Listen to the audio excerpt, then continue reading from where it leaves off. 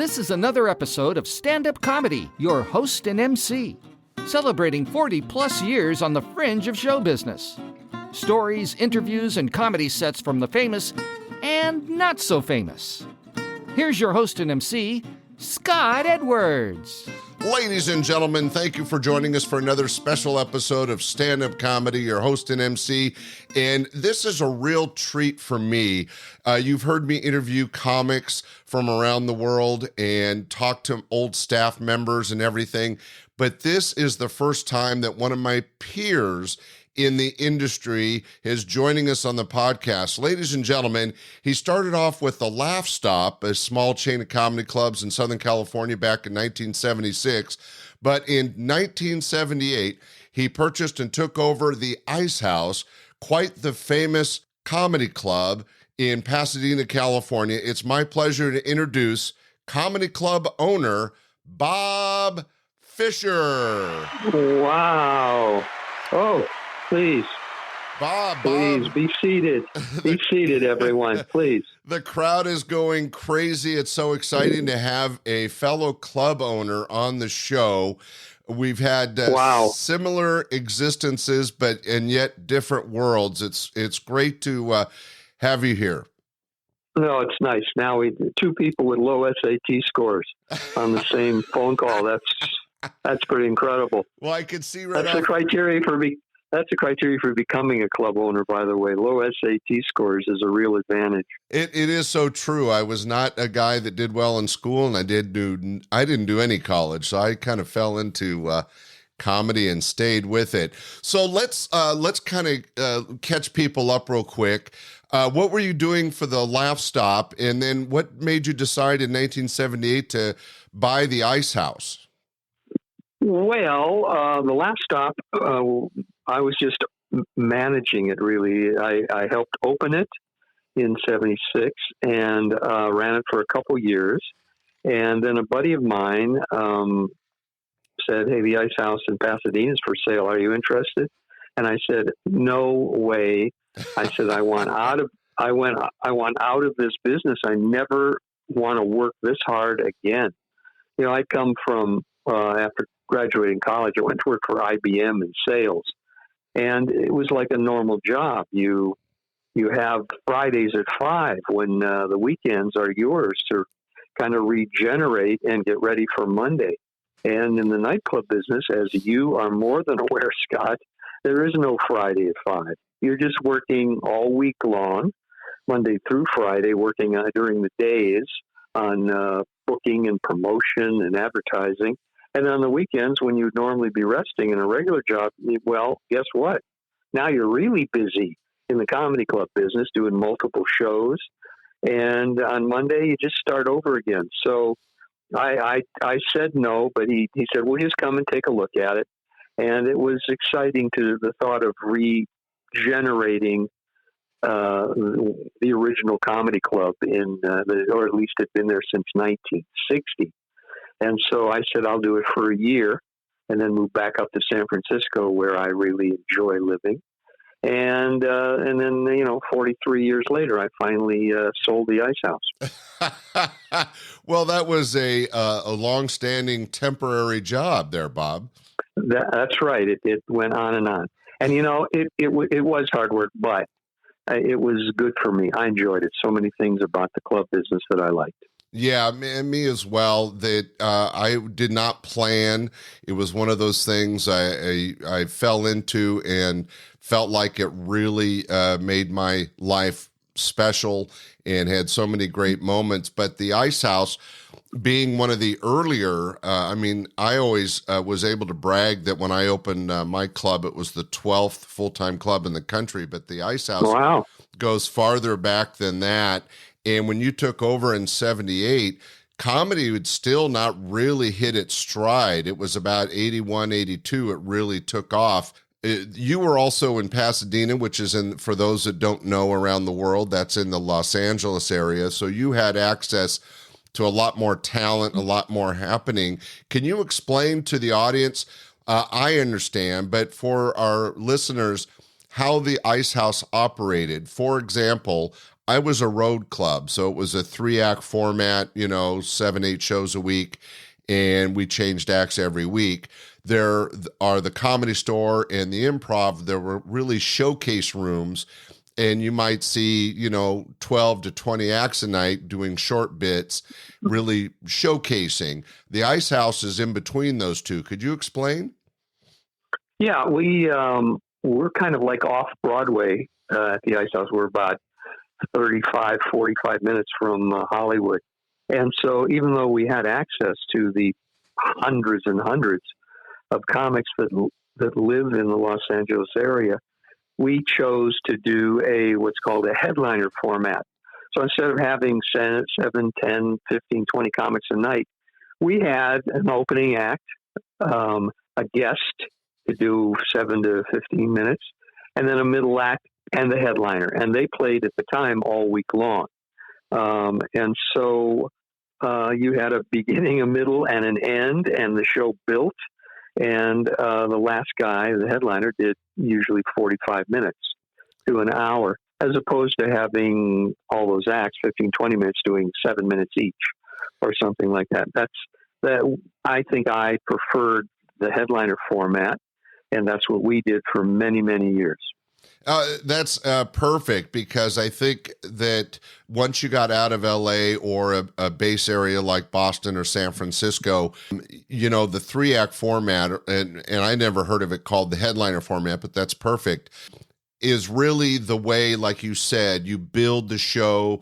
The first act is less experienced. You give them a shorter amount of time, and generally because they're less experienced, they're going to be less funny than the feature act. And the feature act, does 20, 30 minutes, and then you have your headliner doing 45 minutes to an hour, as opposed to the showcase clubs where there's no quote unquote headliner. It's 10-minute, 7-minute acts over and over, and it's different every night. So I think that's really great. And I know you had, of course, a ton of success. Do you feel that it was a success in the Pasadena area, or did you draw from the whole LA basin? Well, I think most clubs draw from like 10 to 12 miles radius around them. But, and so I'd say maybe 80% of our crowd or more were from that area. But we did draw from all throughout the LA area and the San Gabriel Valley, because the biggest compliment I could get when people said, I don't even check and see who's appearing at the Ice House. I just trust the club to put a great show on. I've never been disappointed. And so that was one of the things I was so proud of, that we worked hard to make sure that every show was a wonderful show. And you could do that when you had headliners. You knew what you were getting with them. And also, some acts deserve more than 15 minutes. It almost isn't fair to let the audience just see them for 15 and let them perform for that amount of time. They are funny enough that they need the 45 minutes. They've earned it. And so it was nice to be able to put them on for that amount of time. I mean, how do you put Robin Williams on for 7 minutes? Why would you want to do that? And so that was the format that worked for me. I like the idea that the show has a beginning and an end. People are there before the show and they leave at the same time. On the showcase format, like you're talking about, especially in Hollywood, a lot of times people they're not there for the first 4 acts. They see the middle 4 or 5 acts, and then on the last 4 or 5 acts, they're walking out. And so I just hated that. I didn't like the idea that people file in at certain points and walk out during the show. I like when the show builds, it ends, and boom, everyone walks out of there going, what a great time I had. Yeah, and as a club owner, and I'm trying to sell food and drink and stuff, I love the idea that I had a pre-show and post-show bar. So the people were there a little early, they'd come in, see the show, and then when they filed out back into my bar, I had another crowd coming in. So it's like a restaurant. You're turning tables twice a night. And financially, that made things more equitable. And I wanted to say thank you for mentioning that compliment, because I felt the same way, that the greatest compliment my audience could give me was to say, well, we don't know. I mean, I'm up here in Sacramento. Most of the people I brought in, nobody knew at the time, even the Jerry Seinfelds and Jay Leno's before they were a name. And people knew if they came to the club, they got a show. And like you, I took a lot of pride in that. Now, audiences have adjusted over the years, but any interesting audience stories? Because you did have kind of an audience come and go. Did you have any interesting crowd situations that are memorable? Well, let's see. There was the time someone was laughing so hard that their head went all the way back and into the candle on the table behind them, and their hair caught on fire. That's quite a tribute to the job the comedian was doing. Head on fire, yeah. hair on fire. Their hair was on fire. Yeah, don't hold up a lighter asking for more. Just light your head on fire. yeah, lean back like that. There was a couple times, and this is where someone was laughing at the setups, not the punchline. They're laughing at the setups, and they're throwing the comics off, and the audience is a little confused. And so on about 3 or 4 occasions, I had to go up to people during the show and say, "I'm sorry, you're laughing too much." and I've never done that. Yeah, normally they'd had a little bit to drink, so they would look at me like I was crazy. They're laughing too much. How can that possibly be? But I had to ask. I had to ask them. Wait for the punchlines before you laugh. Don't just laugh at every word you hear up there. So that was one of the things that was a little interesting, I found. But Scott, this as much as I do. It's a business, and the comedy nightclub business was not an easy business. For the Ice House, our overhead was about $50,000 a week.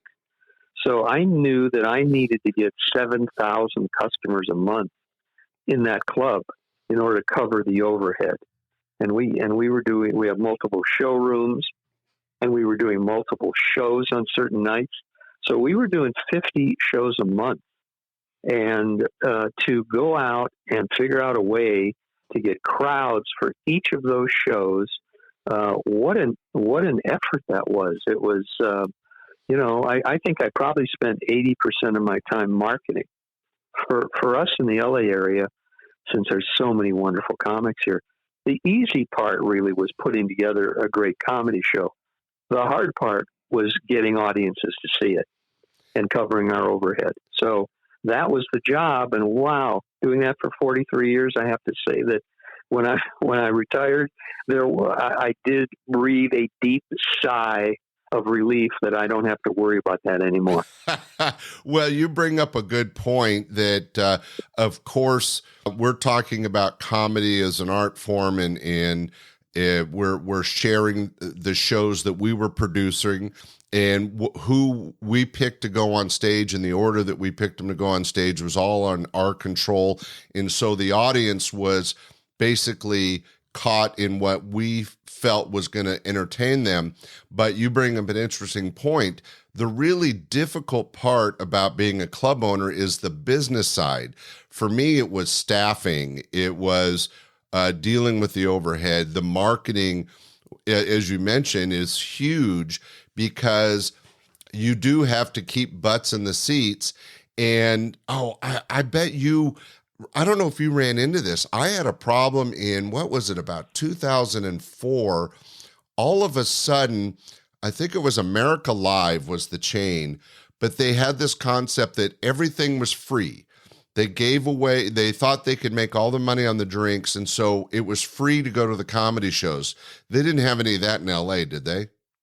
Well, no, I don't think so. They didn't come down here, and I don't think we weren't competing against free comedy shows. Yeah, that was one of my bigger challenges in the mid-90s. America Live came into town, and their concept was free comedy shows.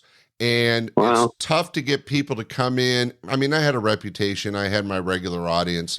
When I say tough, and I'm sure you would agree, you have your core audience that knows what they're going to get. They're happy to be there. They come back week after week, or at least, once a month, and those people you can kind of count on. But it's all the other half of the house that you have to really market and fill all the time. And my biggest challenge was, yeah, we have better shows, and the audience is going, well, yeah, but they're free. Right.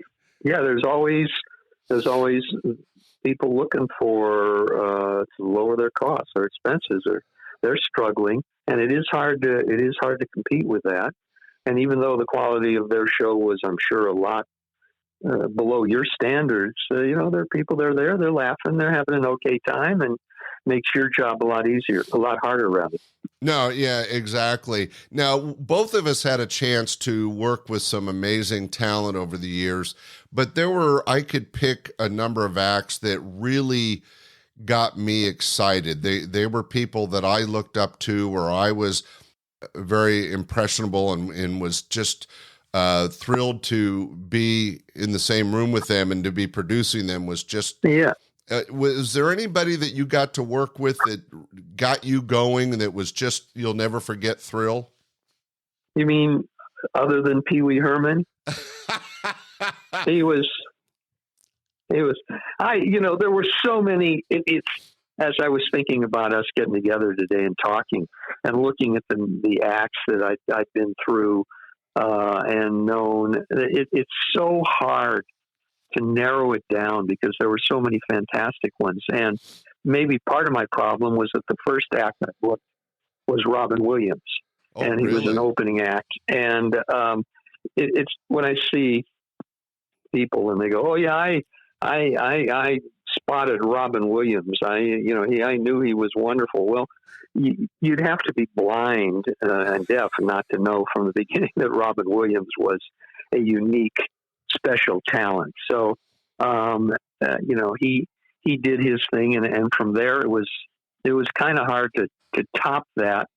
Although there was a guy that wasn't actually, this isn't a topping it, but he wasn't doing very well.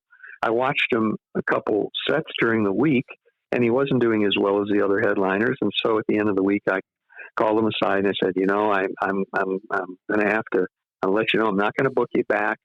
It wasn't working out here, but I appreciate your being here. And he said, "Hey, thank you very much for your honesty." And that was Jerry Seinfeld.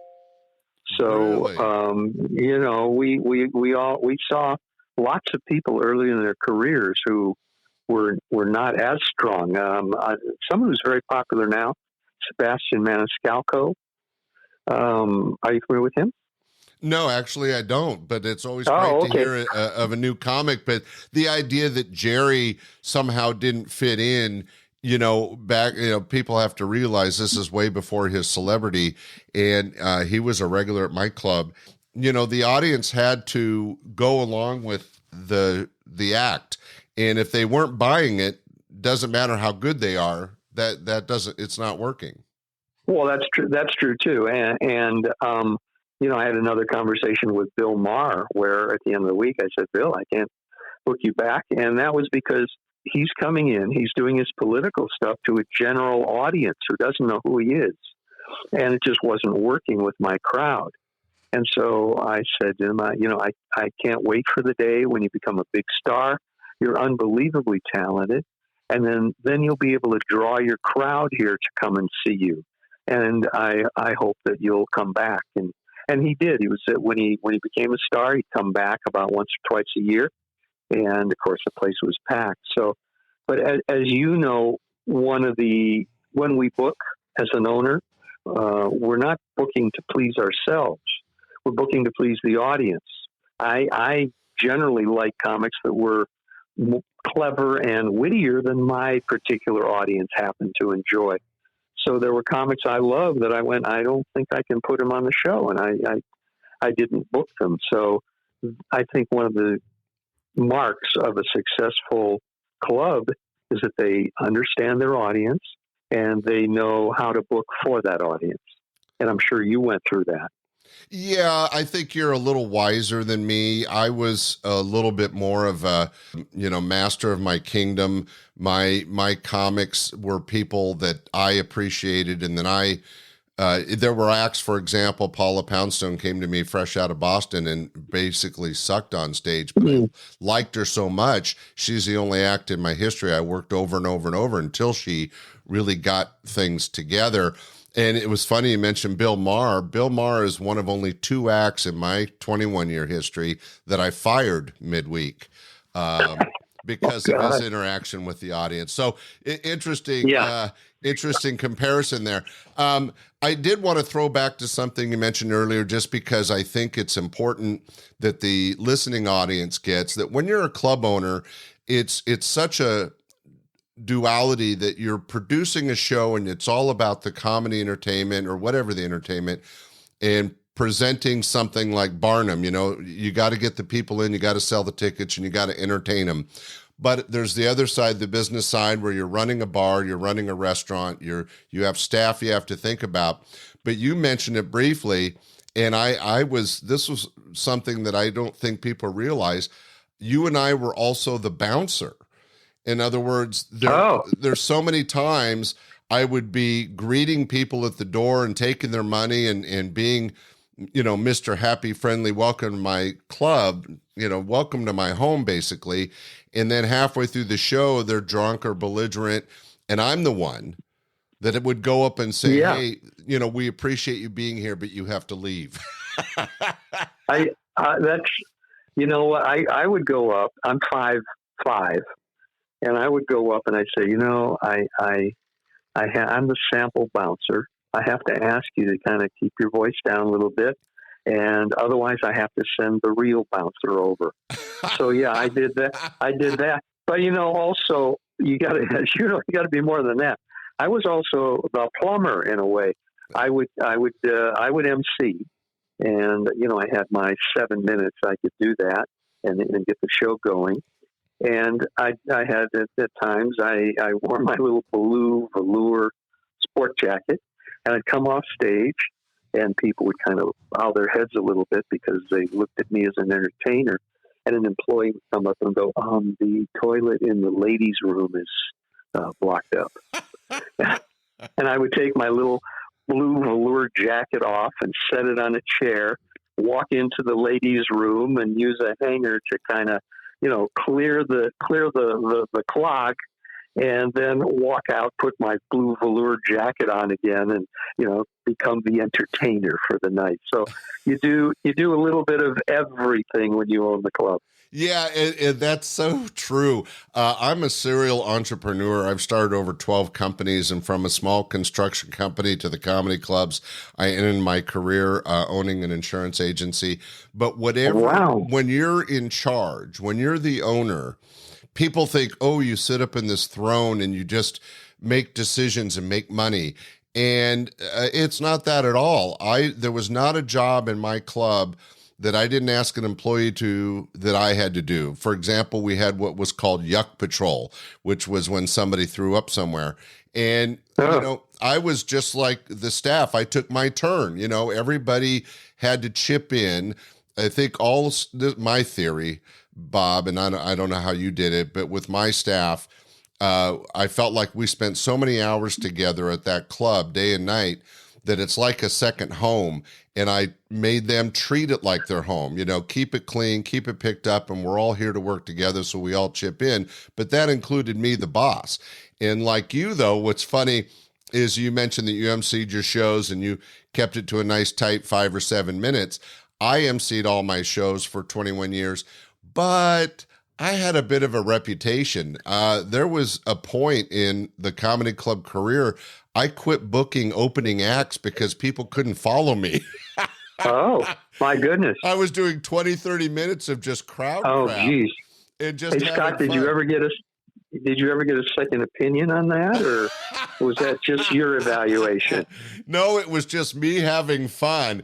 And it's so funny you mentioned that because there's a little bit of history, if you ever talk to any of the comics, about Scott Edwards and his time on stage. Of course, I would never do it between acts, but the up front part became my domain.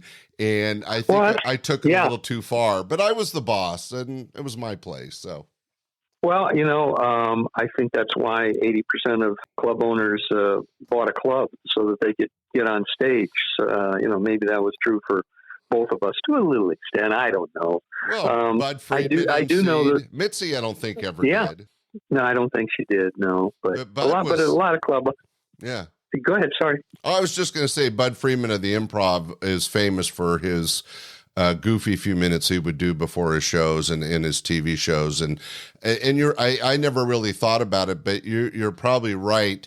I don't think either one of us got into the business to get on stage, but it was certainly for me a perk. Yeah, I enjoyed it too, but I think in the beginning the reason I started doing it was just a way to save a few bucks, so that I'd have some money at the end of the month to pay the bills. Yeah, I mean that's constant thing there. Hey, if I can go back, I feel badly because you asked me about the wonderful comics that I first started out and saw, and they were a lot of amazing people. And I was at an era of starting in the 76, so I was able to hang out a little bit with Carlin. Really? And talk to him and Mort Saul and they're kind of on the Mount Rushmore of comedians and so that was just to be able to sit there and watch them do their thing was pretty amazing. Oh, Bob, that's cool. Carlin is a god, and I never had a chance to meet the man. My reference points would be I was able, and I did this for my father, but I booked Soupy Sales and Pat Paulson. Okay. And it was and it was just fun to touch that earlier generation of talent. Absolutely. Pat Paulson was the first comedian who ever appeared at the Ice House. No, I didn't know that. He had a rope on stage and he would hang upside down and he would put paint on his hair and he'd put a canvas on the floor and he would smush his hair onto the canvas and he made what he'd call cranial paintings. And then to pick up a few extra bucks after the show, he would sell them outside in the lobby. Oh man, that's hilarious. Pat never told me that story. I love that. Yeah, that was Pat Paulson, first one. That was before I owned it, but I heard the story, and Pat did appear at the club after I bought it too. Yeah, he turned into a great friend. We might have been one of the last clubs he worked, but I had not heard that story. Thanks for sharing that. Oh, I was a good one. I got another good Pat Paulson story. Okay. I booked clubs in a number of areas across the country at one point, about 10 in addition to the Ice House. One of them was in Hawaii. And one morning I get a call and it's Pat Paulson. And he goes, "Hey, Bob, I'm here in Hawaii at the airport and there's no one here from the club to pick me up." And I go, "Hold on for a second, Pat." And I look through my booking book and I get back on the line. I go, "Pat, you're there 1 month early." A month early? He had screwed up. He had screwed up the date. He made his own arrangements, and so he's in Hawaii 1 month before his gig. Oh, that's funny. So that's another. There you go. You got two Pat Paulson stories now. Well, hopefully he made a vacation out of it, but that's hilarious. He stayed for a while and then went home and then came back a month later. So yeah. Oh, that's a great story. Thanks for sharing that. Well, that brings me to a question. Now, this is interesting. I've been a guest on about 40 to 50 different podcasts. And one of the questions I always get, and I'll tell you up front, Bob, there's no answer that I felt comfortable giving, but I lean a certain way. But let me guess. Who is your favorite comic? Exactly. That's everyone's first question. Is that the question? That's the one. I know. I hate that question too because it's so, number one, it's hard to narrow it down. And number two, I don't like the idea of favorites. I know in basketball, they're always going for the GOAT, the greatest of all time, Michael Jordan. Do we need to pick a greatest of all time? Let's just say there have been so many wonderful comics. I don't know who's the greatest, but I would say you got to put, in terms of what they did and the influence that they had on the people and the industry, you'd have to put Carlin there. You have to put Pryor there. Lenny Bruce opened, allowed comics to take it to the edge. And Chris Rock, Chappelle, Mort Saul, Robin. There's so many of them. My favorite, if they ask me my favorite, I will listen. Every comedy is a choice for everyone. I kind of like variety. If I wanted to just sit and laugh and relax, for me, I love impressionists, and I've always loved what Dana Carvey did. And I would love to sit back and watch him. And so I'm not saying, who's the greatest of all time. I'm just saying that I enjoyed all of them. I enjoyed Dana as much as anyone, probably more.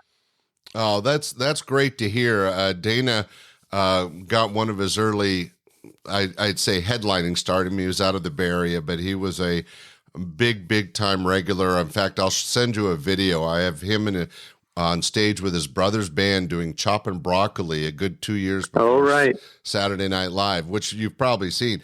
And I love the fact that you mentioned variety. I did not realize that I thought I might have been the only club that enjoyed variety, because I love booking the ventriloquists, the magicians, the jugglers, comedy-based, but all that, the variety of the industry. And it goes back to who's your favorite. Well, there's so many different types of comedy that, who's your favorite impressionist, or who's your favorite straight monologist, or there's so many different things. Best comedy team, Mac and Jamie was huge for me. Right. Right. I'm glad that you appreciated the variety acts. I was going to say, when I get asked that question, I say the same thing. There's no way to pick somebody, but a personal, like somebody I could sit and listen to forever, was Larry Miller. Oh, right. Yep. Yes, he was wonderful. Yeah, and you mentioned in an article once Richard Jeni, who was another one of the acts that we both got to work with. And there's a number of these guys that had a special gift in a way to share their humor that, in the case of Larry Miller, always stuck with me. I think with Larry, for me, it wasn't that it was joke. It was the way he would weave a story, and there'd be humor all through it. But the story itself, like the 12 stages of drinking, just nobody could recreate that. It was all Larry Miller. Yeah. No, he's again, special and unique, and that's a good choice. And I admired him at the Ice House also. One of the reasons when you get into the multiple comic act or show rather, is, as you're aware, people file out, and sometimes they go, "Boy, that second act was wonderful. Third act was okay." And then the very next person goes, "Boy, that second act was okay. Third act was fantastic." So everyone has such a different feeling as to who their sense of humor and who they love. And so by having multiple acts on a show, you have a better chance of pleasing everyone, getting to like 3 out of the 4 acts. And go on what you said. I love putting variety in the middle. I'd much rather have 3 stand-ups and a variety act than all stand-ups. Oh, it's so true. I used to, in fact, my first, I think, couple of years, I had a magician or some variety act in the middle, in the feature spot every time. Peter DePaula, I don't even know if you ever heard of him, was a magician. I do. I remember the name. Okay. Well, Peter was my opening show was Gary Shandling, Peter DePaula, and George Wallace. And wow. That was in August of 1980. You'd already been around a few years, but I stuck with a variety act in the middle position for a couple of years, and then it became more mixed up, and there was a lot of variety acts that could headline. This leads me to, I want to keep it quick. What did you look for in an act? Was it energy? Was it connecting to the audience? Was it the actual material? Or did you have anything specific you kept an eye out for? Wow. Well, I felt that it wasn't up to me to educate an audience.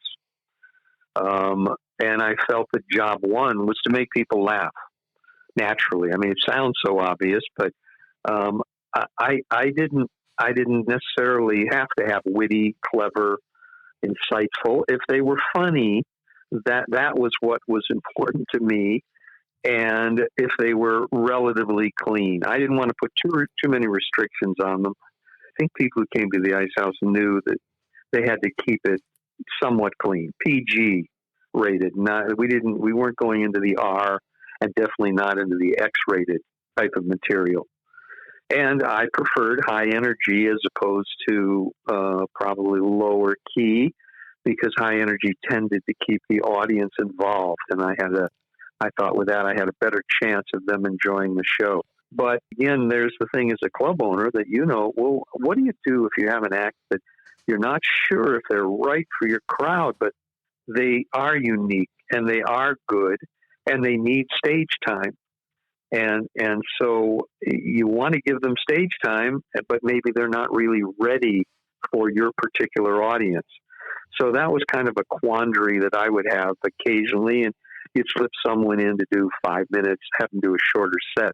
Is that something that you found out of, that you knew too?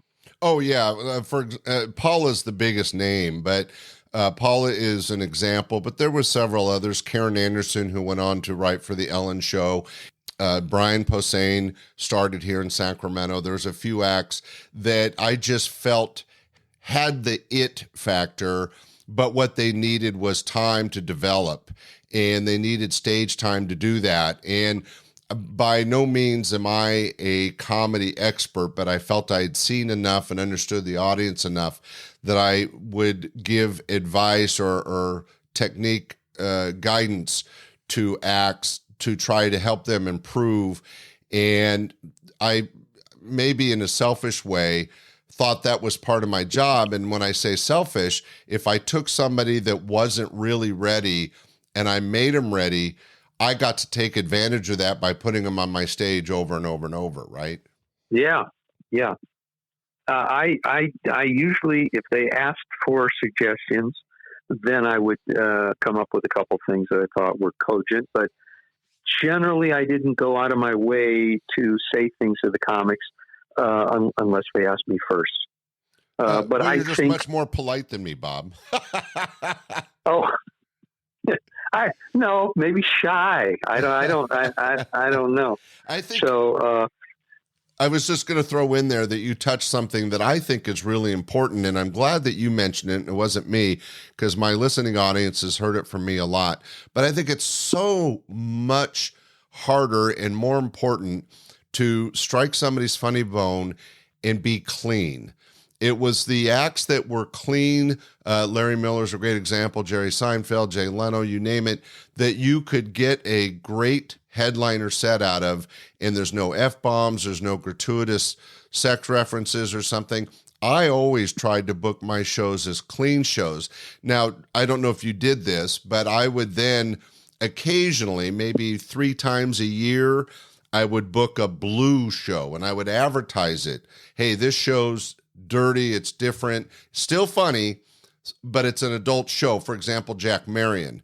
Right. People that, they're still funny, they still have, they should get stage time, but you want to let the audience know ahead of time that, now the people that, like I say today, but really it happened my whole history of comedy, the people that think it's funny to just drop F-bombs over and over and over and think that's humor, they were the first ones out the door at my place.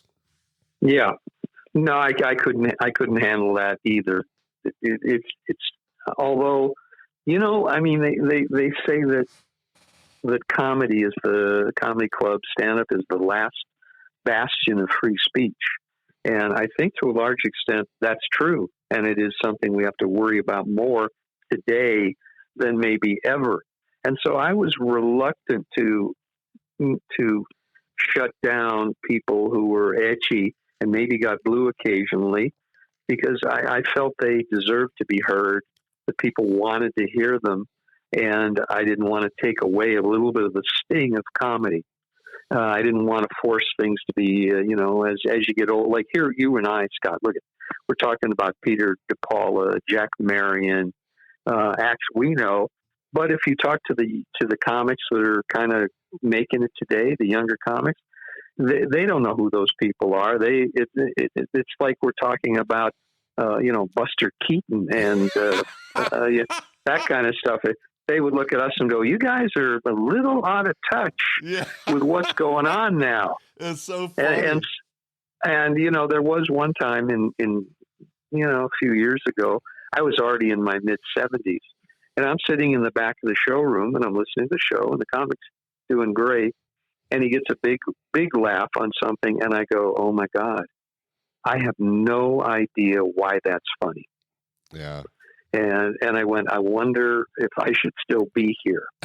And so that was something that's something that had to go through my mind, because they were talking about premises that I like a lot of phone stuff and computer stuff and dating apps and that I really was no longer familiar with. So on the one hand, we did get to make our shows resemble who we are. But on the other hand, I didn't want to do that too much, because I felt like you have to keep it open for people who were younger, hipper, and the majority of the crowd. Yeah, and you might have dealt with that more because you did 20 years longer. I mean, when I got out at 21 years, it was 2001. I felt comedy was changing. I felt the audience was changing, and I got an offer and I bailed. Now, I regretted it from time to time. I still love the art form, and that's why I do this podcast. But you're right. There's a point where you kind of, I think, maybe age out. Great short story. The Clark Pest guy was here yesterday, and I was telling him about, I used to own this club and stuff, and how great it was to work with Gary Shandling. And he goes, "Who?" Right. The guy looked like he was 30 something. And it's like, "You never heard of Gary Shandling?" And I go, "Man, I'm in a different world." I used to give people tours of the club who were there. Okay, hey, let me take you around, show you the club. Been here since 1960. And we had pictures on our Hall of Fame wall of people who appeared at the club. I said, "This is George Carlin," and near the end they're going, "Who?" They had no idea who George Carlin was. Yeah, see, I would talk about Johnny Carson. No idea who Johnny Carson was. Really? And you go, "Oh my God!" Yeah, sad. You'd be shocked now. Johnny Carson. He's been off the air 20 years, 25 years. There's a whole generation. No idea. So maybe that's the wonderful thing about comedy, how it does change and how it does keep current, and how wonderful the current acts are. And so we just need to be cognizant of that. As far as the club is, I hope this doesn't get me in trouble. I really, the only thing I miss about it is sitting in the green room and talking to some of the comics who were my friends. In terms of the other part of the biz, that I don't really miss much about that. Yeah, I think that's true for me and my wife. We say, we don't miss running the club. We don't miss the audiences, although we loved them. But it's the people in the business that we miss. Yeah, no, that's true. But I'm going to add one more thing. I actually, said you need a purpose in life to be happy. I've been thinking about that now that I'm retired. When I was in the club biz, I'd start each day with my list of things to do, and there'd be 80 or 90 things on there. It was overwhelming. It was crazy. Now that I'm retired, the other day, and this is the truth, I looked at my list for what I had to do that particular day, and it had one thing on it that said buy rubber bands. So things have changed. Things have changed a little bit for me. But I do want to say, in addition to sitting in the dressing room and talking to comics, the other thing that I did love was standing in the back of the showroom and watching the audiences really enjoy the show. Oh. And as you're aware, when audiences laugh, they don't just sit there. They actually start to roll. They're rolling back and forth. So when you're in the back of the audience, it's like you're looking at the waves of the ocean. And that was my purpose in life. I realized, not to sell drinks, not to sell food. Yeah, that was a necessary evil in order to stay in business. My purpose was to put on a fabulous show so that hopefully each and every person walked out of there and said, "What a great time I had." I got to tell you, I am so happy you said that. Ladies and gentlemen, watching the audience was always my favorite thing for Bob Fisher. Good call. Yay. Good call.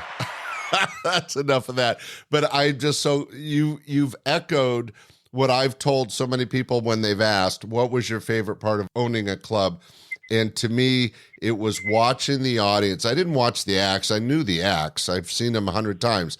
I watched the audience. And isn't it interesting as a club owner, out of 200 people, you could spot the one person not laughing, and then I would watch them until they broke. Yeah. Yeah. One person just, they're nothing is funny to them. I felt sorry for them. Hey, we're running out of time, but because I wanted to be respectful of your time, but I have a couple quick questions. Let's do kind of a lightning round. Did you notice, because you were in the business of 4 decades compared to my 2 decades, did you see a difference in the audiences or the talent or both? Yeah, I think both, because you need the talent. They need to appeal to whatever audience is there in order to get the laughs they want. Uncomplimentary, I will say that it seemed like at my last decade or so, the audiences were a little less interested in intelligent, witty humor, and the comedians were catering to that. And so the shows weren't as clever, I think, as they were early on.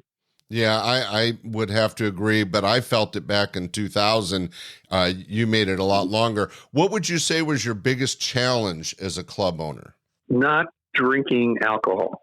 No, I'm kidding. I'm not. I was never really into that. The biggest challenge as for me, I think I was very good at putting teams together and keeping my employees motivated, interested, and most importantly, appreciated. As I said earlier, the biggest challenge, filling seats. Just having, we would book occasional producers, and they would have one show that they did it would be 6 weeks later, and the show would finally come up, and they'd have 13 people there. And I go, oh my God, they had 6 weeks, and they drew 13 people to their show. Whereas at the club, I was putting on over 50 shows a month. And I had to take care of that. That was the hard part, filling the seats. Yeah. Good. Sorry. No, I was just going to agree. That's, I think, marketing. People don't realize the importance of, and it goes more beyond even marketing. It's how you treat the audience. It's advertising. It's making your facility a place where people feel welcome and want to come back. There's several levels to that quote unquote marketing that makes people want to come back over and over again. Yeah. And marketing, just a quick thing about how it changed. When I was first in the business, man, I'm dating myself, of course, that's 76. You booked an act, you had to get it to the papers 4-6 weeks in advance so that the word could get out. And I even had a mimeograph machine. Hello, what's that? And that's how we put the flyers together. Right. And over a leisurely period of weeks, hopefully a few people here. And when the show happened, it would be you'd have a good crowd. Now at the time when I left, we're talking 2019. How it changed was, let's say Joe Rogan would call me and say, "Hey, you got an opening next week on Wednesday night?" I go, "Yeah, we put you on your own late show." Okay. And he goes, "All right, let's do a thing let's do the 10 o'clock show on Wednesday, the whatever." And I go, "Okay, I put it on the computer. So you're up." He goes, "Okay, hold on." And he would put the thing out to his followers, and within 20 minutes, people would be calling in and the show would be sold out. They would be, going online, buying tickets. And It was so fantastic. He'd get the word out to 2 million people on his end, and there you go. So what a change in terms of marketing from where I was at the end to when I started. Yeah, and I can totally relate that we were dealing with TV, newspapers, and radio. And these days, all three of those have really no impact at all.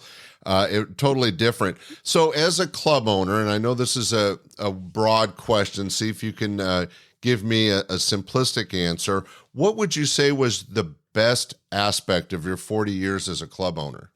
Oh, that's a good question. I've never thought about that before. And by the way, all my answers are simplistic and always have been. um, let's see. As a club owner, I think that I would look back and be proud of the fact that I treated customers, employees, and comics with great respect throughout the years. I have no skeletons in the closet. I was honest with all of them. And so I think that's what I'm proud of. I think that's a great thing to be proud of. And I was 24 when I opened my club, and I had Bob Saget, Coulier, and George Wallace kind of telling me, what I needed to do to make a club work. And the number one thing was treat the comics with respect. In fact, they said it was more important than paying them. And I had a bit of a reputation of not paying great, but I always treated them well, always made sure they had a great place to stay. You didn't have to worry about that. But, it was that mutual respect of the audience and the comics can take you to success. Yeah. And it's something, if you stereotype the club owner, that would not be what people think they would do. Oh, right. No, Hey, Scott, I'm running out of voice. Well, we're just about done. Hey, what led you to sell the club? Let's get that in real quick. Well, a part of it was me sitting in the back and feeling I was a little out of touch. And in addition, I think just after 43 years, time for something different. time for a second act. And this is kind of maudlin to talk about, but in California, you seem to have a lot of employees that were looking for a reason to sue. And no matter how well you treated them, it was always a worry that Tommy was going to touch Tammy and Tammy was going to report it and it was going to be a problem. And so it's kind of nice in retirement not to have to worry about all those employee things that would occasionally come up. Yeah, I agree that the overall, any business that you own, whether it's a construction company, restaurant, or comedy club, one of the challenges is staffing, but there's always that lingering lawsuit issue, whether it was an audience member getting hurt or suing, but staff members, it's certainly a challenge. And those are the weight that we carry on our shoulder as club owners, as business owners. But as retired guys that are out of that, we are free of that, and it really feels good, doesn't it? People ask me, and I go, I am out of business. It's not just the comedy club, because as a promoter and a marketer, I'll pass by businesses and I'll go, well, why don't they put something in their window there? They would definitely. And I go, whoa, you don't have to worry about that at all. That's up to them. You no longer have to worry about those kinds of things. And it does feel good. Hey, it's a little boring. It certainly was exciting being in the comedy club business. I ran into a guy a week ago and I said, hey, what's going on? And he said, I'm retired. He said, I got nothing to do and all day to do it. and I went, yeah, well, okay. I know. I feel that.